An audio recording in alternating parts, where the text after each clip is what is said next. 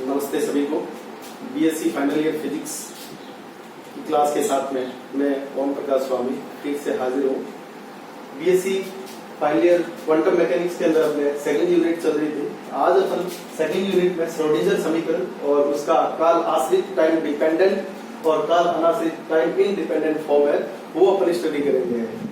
तो quantum mechanics में अपन ये जानते हैं कि कोई भी मैटर है, कोई भी द्रव्य है, कोई भी कण है, उससे सहचारी एक तरंग अवश्य होती है और उससे रिलेटेड तरंग फलन क्षय अपन ने लास्ट टाइम पे डिफाइन किया था। क्षय की भौतिक सार्थकता एक समीकरण के द्वारा दी जाती है जिसको श्रोडिंगर समीकरण कहते हैं, जो कुछ इस प्रकार से है। Iota h cut del psi upon del t minus h cut square upon 2m del square psi plus v are t क्षय। क्षय है तरंग फलन, t है time, h cut modified Planck constant है, आयोटा -1 का अंडर रूट है, m particle का द्रव्यमान है, डेल स्क्वायर को लाप्लास ऑपरेटर बोलते हैं। लाप्लास संकारक और इसकी जो वैल्यू है वो होती है del square upon del x square plus del square upon del y square plus del square upon del z square. ये इसकी वैल्यू होती है। तो ये जो समीकरण है ये तरंग फलन की भौतिक सार्थकता को निरूपित करती है। इसके अंदर अगर साई स्थिति r और टाइम t दोनों पर निर्भर करे तो उस साई को अपन बोलेंगे काल आश्रित तरंग फलन और समीकरण कहलाएगी काल आश्रित श्रोडिंगर समीकरण। फॉर एग्जाम्पल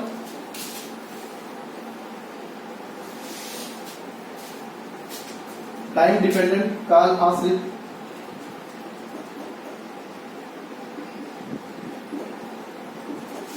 श्रोडिंगर जो समीकरण है वो हो जाएगी iota h cut del psi function of R T upon del T equals to minus h cut square upon 2m del square psi R T plus v are T v है potential energy या potential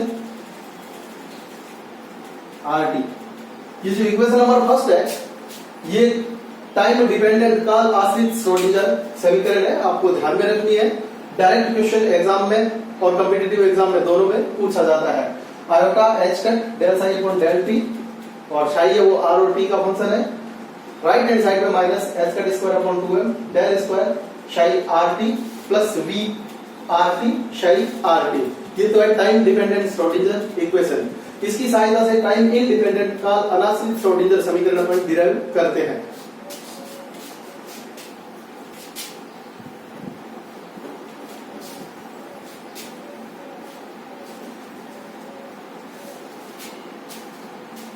ये जो समीकरण एक है, physics में कई घटनाएं ऐसी होती है जिनमें पोटेंशियल एनर्जी है वो केवल पोजीशन पर डिपेंड करती है, टाइम पर डिपेंड नहीं करती है। तो अपन ये मान रहे हैं कि पोटेंशियल एनर्जी केवल पोजीशन पर डिपेंड कर रही है।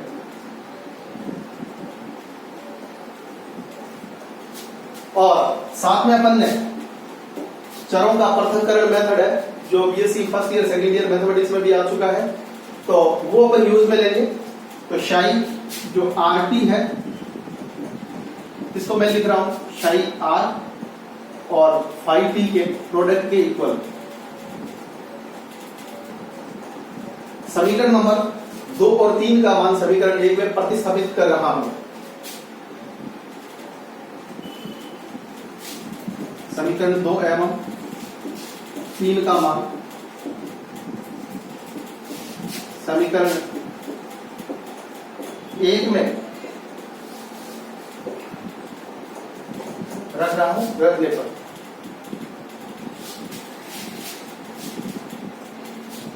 तो 1 में रखते हैं। तो देखिए पहले वाला पद है वो खाली t का फंक्शन है, तो इसके लिए r कांस्टेंट रहेगा।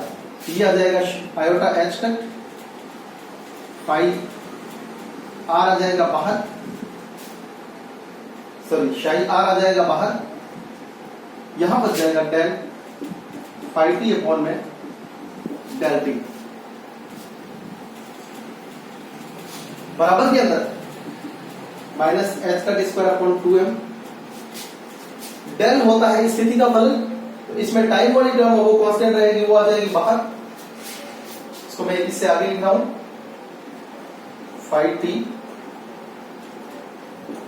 एच का t square upon 2m del square psi r, और v के साथ में दोनों पद रहेंगे प्लस वी आर, और इसकी जगह हो जाएगा शाई आर और फाइव टी। अब इसके बाद में अपन क्या करते हैं, इस समीकरण के दोनों पक्षों को इस पूरी क्वांटिटी से डिवाइड कर देते हैं। समीकरण के उपयुक्त समीकरण के दोनों पक्षों को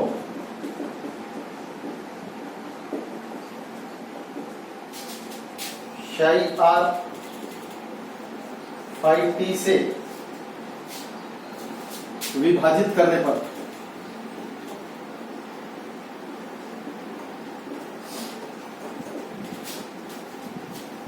तो ये समीकरण कुछ इस हिसाब से बन जाएगी।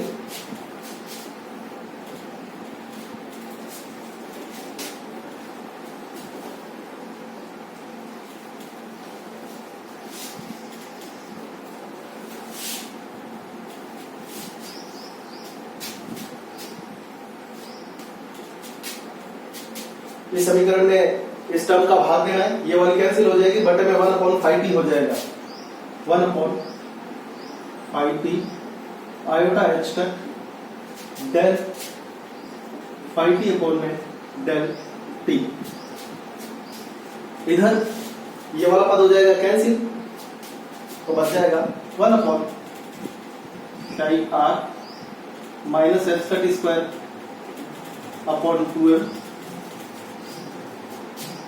Del square psi are plus we r, ये पद बच जाएगा।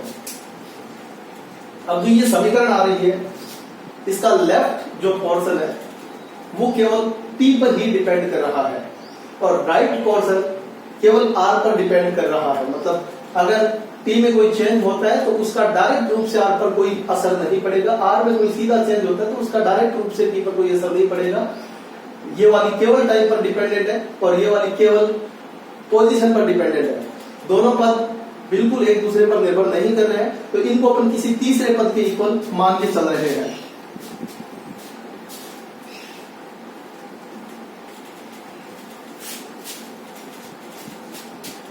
माना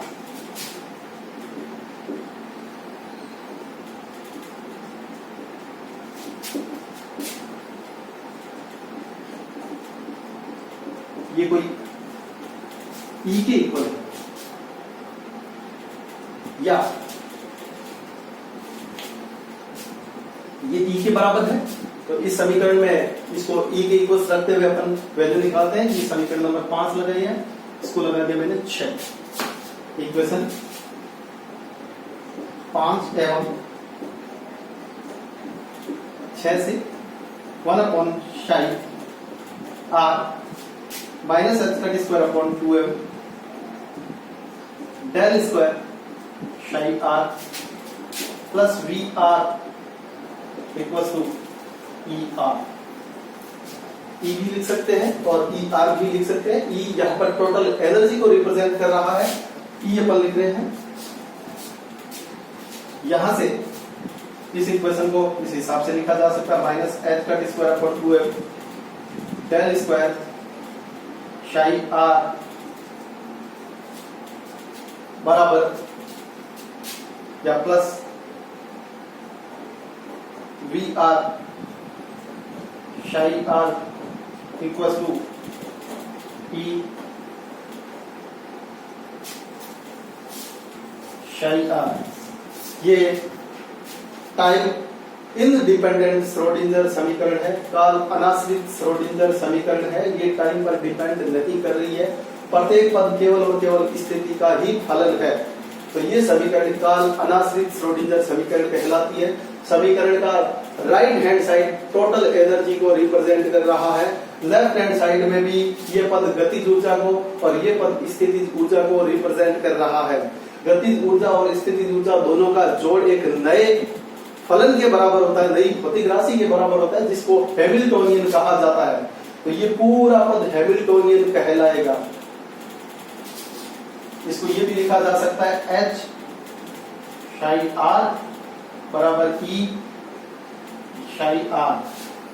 psi R इसमें से कॉमन ले सकते हैं, बचा हुआ जो पद है minus h cut square upon 2m del square plus जो v है, इस पद को हैमिल्टोनियन कहा जाता है, जो टोटल एनर्जी को रिप्रेजेंट करता है। तो ये अपनी काल अनाश्रित श्रोडिंगर समीकरण थी। आज के लिए इतना ही, धन्यवाद।